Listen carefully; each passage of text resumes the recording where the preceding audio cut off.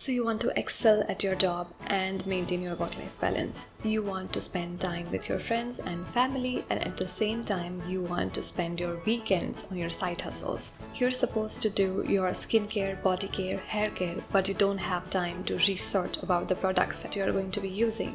Then there are situations like a crappy relationship or a career that you hate. And then you're worried about having stress because having stress is causing you to lose your hair. So you're stressed about losing your hair and about your stress. Well, I admit that there are tons of things to stress about, and that is because, well, in this day and age, we have tons of things to do. And I genuinely believe that all the things that we've been doing these days are actually very important. But that is a topic for another time. For today, I'd like to share with you a few things that will make your life a little bit calmer and stress-free.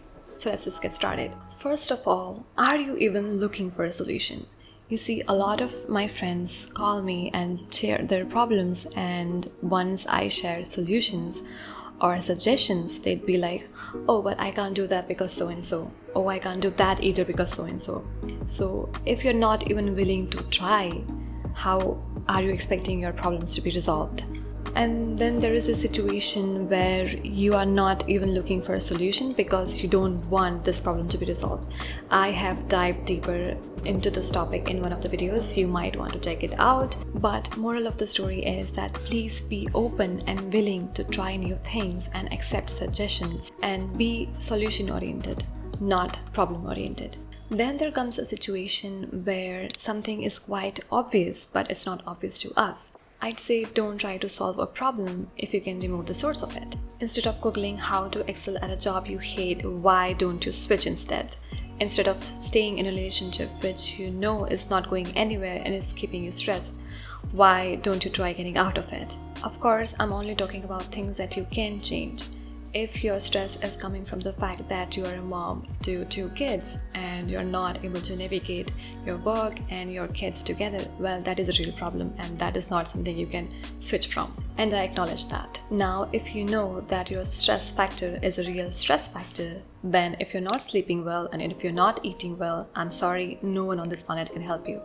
I will not talk about that much because a lot has been said on the internet about the same, but well, that's still the number one that you need to focus on. If that's out of the way, I really want you to get rid of small stressors. So what are small stressors? These are basically smaller things that stress you out.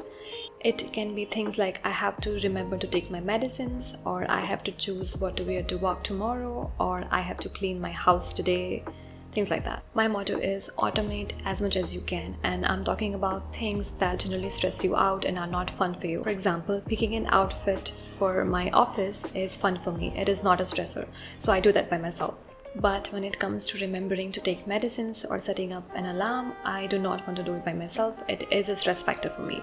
So I would rather automate it and set up reminders and ask Google to set up an alarm for me instead. Taking that one step further would be to build systems. Now, what do I mean by systems? So for example, let's say that you're studying for your college. So you would create a timetable for your studies and you would say that on even days you'd be studying these 3 subjects and on odd days you'd be studying other subjects. The same thing can be applied to, let's say, your browser.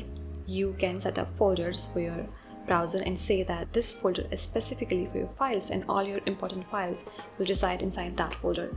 You will have another bookmark which will store all your important links, another bookmark for all your fun stuff. Building a system basically means that you are trying to make things easier for yourself. You take something that is huge and then you divide it into chunks and you repeat those chunks and you get your output at the end of each chunk cycle. Now let's talk about the most important thing, identity shift. So I have personally found that when you are stressed out and anxious, you tend to focus more on problems, and that is your identity in the moment. You are stressed all the time and you know that you are. So you identify as someone who is stressed.